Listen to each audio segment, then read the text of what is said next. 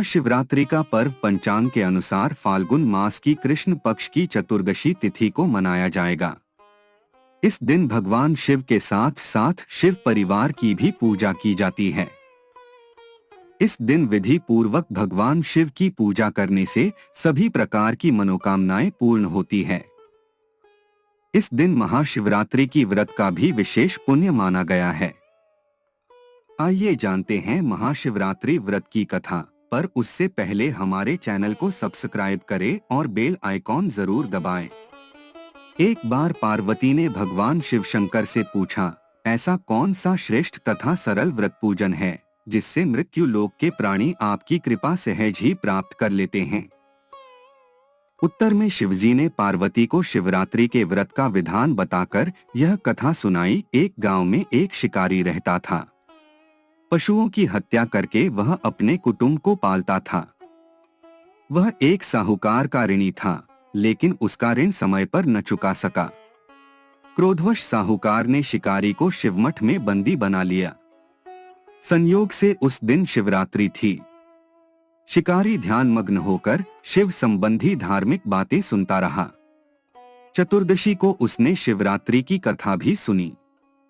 संध्या होते ही साहूकार ने उसे अपने पास बुलाया और ऋण चुकाने के विषय में बात की। शिकारी अगले दिन सारा ऋण लौटा देने का वचन देकर बंधन से छूट गया। अपनी दिनचर्या की भांति वह जंगल में शिकार के लिए निकला, लेकिन दिन भर बंदीगृह में रहने के कारण भूख प्यास से व्याकुल था। शिकार करने के लिए वह एक तालाब के किनारे बेल वृक्ष पर पड़ाव बनाने लगा। बेल वृक्ष के नीचे शिवलिंग था जो बिल्वपत्रों से ढका हुआ था। शिकारी को उसका पता न चला। पड़ाव बनाते समय उसने जो टहनियां तोड़ी वे संयोग से शिवलिंग पर गिरी।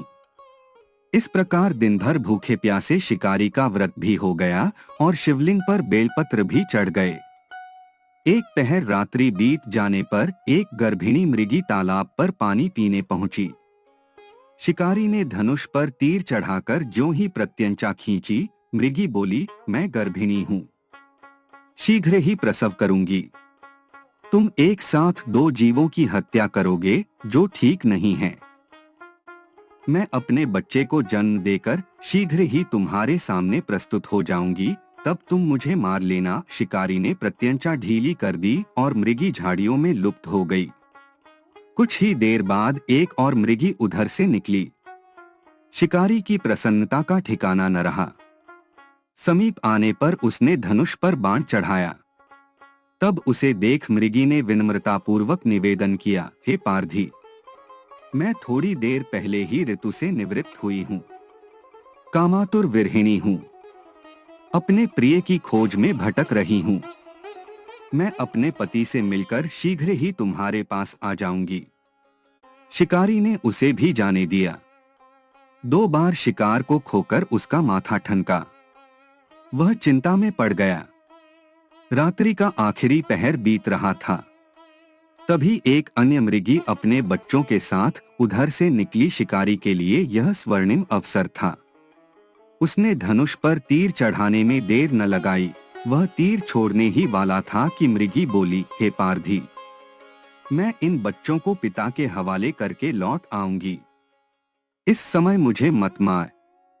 शिकारी हंसा और बोला, सामने आए शिकार को छोड़ दूं, मैं ऐसा मूर्ख नहीं। इससे पहले मैं 2 बार अपना शिकार खो चुका हूं। मेरे बच्चे भूख प्यास से तड़प रहे होंगे। उत्तर में मृगी ने फिर कहा, जैसे तुम्हें अपने बच्चों की ममता सता रही है, ठीक वैसे ही मुझे भी, इसलिए सिर्फ बच्चों के नाम पर मैं थोड़ी देर के लिए जीवनदान मांग रही हूं। हे पारधी, मेरा विश्वास कर, मैं इन्हें इनके पिता के पास छोड़कर तुरंत लौटने की प्रतिज्ञा करती हूं। मृगी का दीन स्वर सुनकर शिकारी को उस पर दया आ गई। उसने उस मृगी को भी जाने दिया।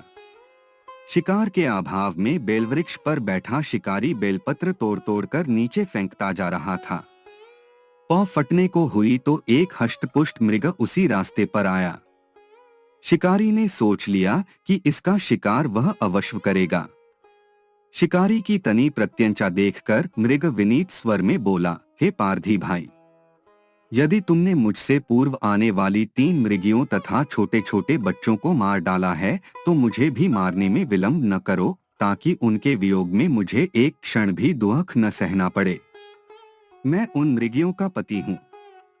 यदि तुमने उन्हें जीवन दान दिया है तो मुझे भी कुछ क्षण जीवन दान देने की कृपा करो।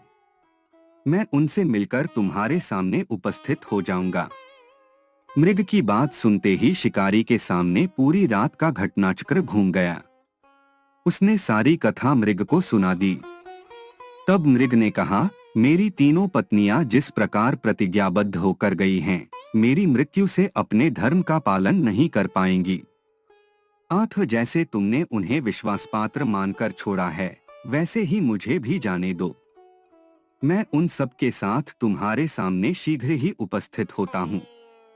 उपवास, रात्रि जागरण तथा शिवलिंग पर बेलपत्र चढ़ाने से शिकारी का हिंसक हृदय निर्मल हो गया था।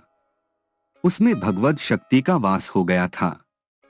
धनुष तथा बाण उसके हाथ से सहज ही छूट गए। भगवान शिव की अनुकंपा से उसका हिंसक हृदय कारुणिक भावों से भर गया। वह अपने अतीत के कर्मों को याद करके पश्चाताप की ज्वाला में जलने लगा।